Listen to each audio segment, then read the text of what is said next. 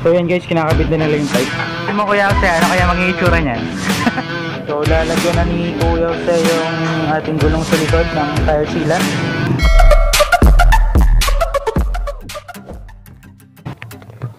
Hey, what's up mga JD? Magandang umaga sa inyong lahat. At for this video guys, gagawin natin is magpapalit tayo ng maximum na gulong sa likod ng ating ADV 150. And this video guys para dun sa isang subscriber natin na nagtanong kung ano yung pinaka-max na gulong sa likod. And this time, malalaman natin yung sagot in a few minutes. Pero bago ang lahat, dun sa mga hindi pa nakapag-subscribe, subscribe to our YouTube channel, that's JD Motovlog, and like, share, comment na rin po para dun sa iba pang mga video natin. Kaya naman guys, wag na natin patagalin to. Let's do this. Pasok intro. Let's go!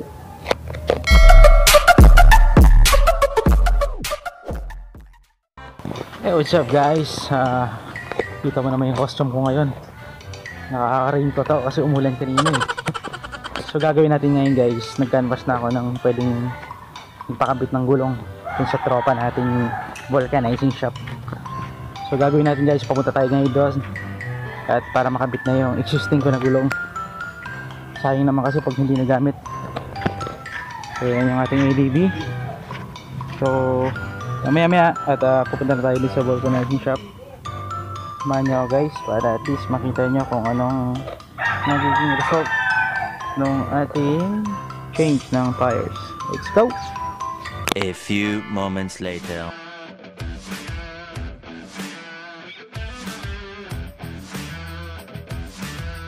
Hey, what's up guys? Welcome to JD Motovlog at dito pa ngayon sa vulcanizing shop ni Kuya Jose at papalitan natin yung gulong natin or yung tires natin ng medyo mas malaki. So papakita ko sa inyo guys mamaya at kasama ko lang na si Kuya Jose. Okay, thank you. So ito guys, kasalukuyan si Kuya Jose ay tinatanggal niya yung pipe ko para matanggal niya rin yung gulong sa likod.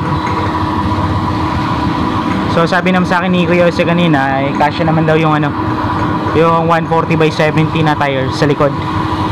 So check na lang natin mamaya kung ano yung magiging itsura niya. Alright. At tingin mo Kuya Jose, ano kaya magiging itsura niyan? Mas gaganda kaya? Malapad. Mas malapad na siya, no? Ang inaalala ko kasi yan, kaya ako nag-hesitate na palitan yan kasi malapad masyado eh. Pero okay naman siya. Sakto lang. Sakto lang naman siya, no? Kasi yung gulong nito sa harapan tsaka laharap, magkaiba. 14 yung sa harapan, tapos yung sa dito 13. Eh naisipan ko lang na ikabit kasi sayang kasi nakatambak sa bahay eh. Kakabili ko lang. Anyway guys, ito yung shifting ko ng gulong ng NMAX ko dati na tinanggal ko bago ko ibenta yung NMAX ko. Kasi one week pa lang sa akin, sayang naman kung sabi ko sa benta. So ginawa ko, tinanggal ko, tinabi ko muna. So nagkaroon tayo ng ADV 150, ginawa ko. Naisipan kong ipalit to. Kasi una, nagkaroon ako ng chances dun sa stock na gulong ng ADV na hindi ka na akong sumemplang, sumadulas. So kaya ngayon naisipan ko siyang palitan. Anyway guys, ito 140/70 yung gulong natin. So maraming subscribers kasi na nagtanong sa akin kung ano yung pinaka-max na gulong na pwedeng ilagay sa likod. So naisipan ko gawin yung vlog na to para at least magkaroon ng idea yung mga ibang subscribers natin na malaman kung ano yung maximum na pwedeng ilagay sa gulong sa likod ng ating ADV. 140/70, diameter niya is 30. So yun guys, check lang muna natin yung ginagawa ni Boss Jose. Tara, let's go. Nakabit na ni Kuya Jose yung yung Pirelli Diablo natin na tire sa likod. Ito lang sana maganda yung kalalabasan, no? Yan. So maganda ang paggawa rito guys kasi machine.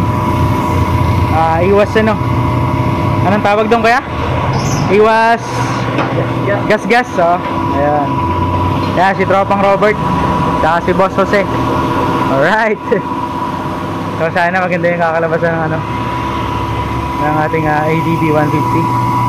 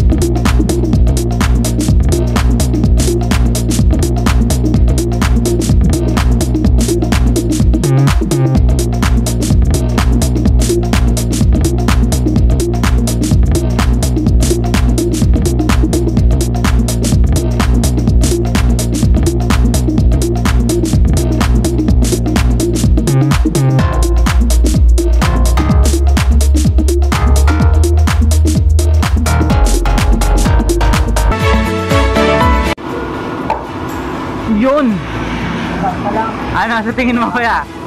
Ayos? Alright. Kala ko hindi ka siya, kinakabahan ako eh. Pero maganda kasi malapad na. Ayan guys sa mga nagtatanong guys.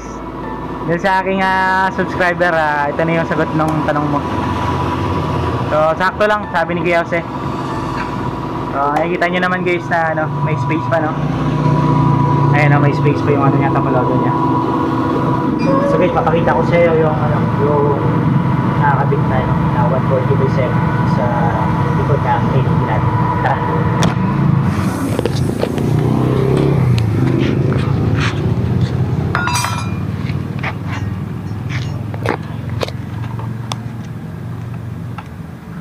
Para naka-big bag guys. Ang laki oh. Tsaka may space pa siya guys oh. Diba? May space pa siya. Tsaka hindi rin siya tatama sa shock. Kasi may space pa no. So malapit yung pagkatira ni Kuya Jose. Ano masabi mo Kuya Jose?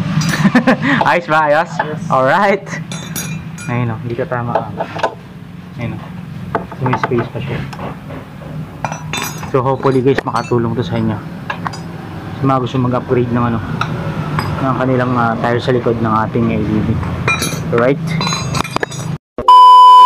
So nung tinest drive ko siya kanina guys, medyo bumigat lang siya ng konti. Gawa ng medyo mas malaki na yung gulong natin sa likod. So for now guys, stock lang muna sa harap. Then 140/70 Pirelli Diablo Angel sa likod. Yan lang muna sa ngayon guys. Maraming salamat. Thank you. A few moments later. So guys, sa mga nagtatanong kung kasya yung 140/70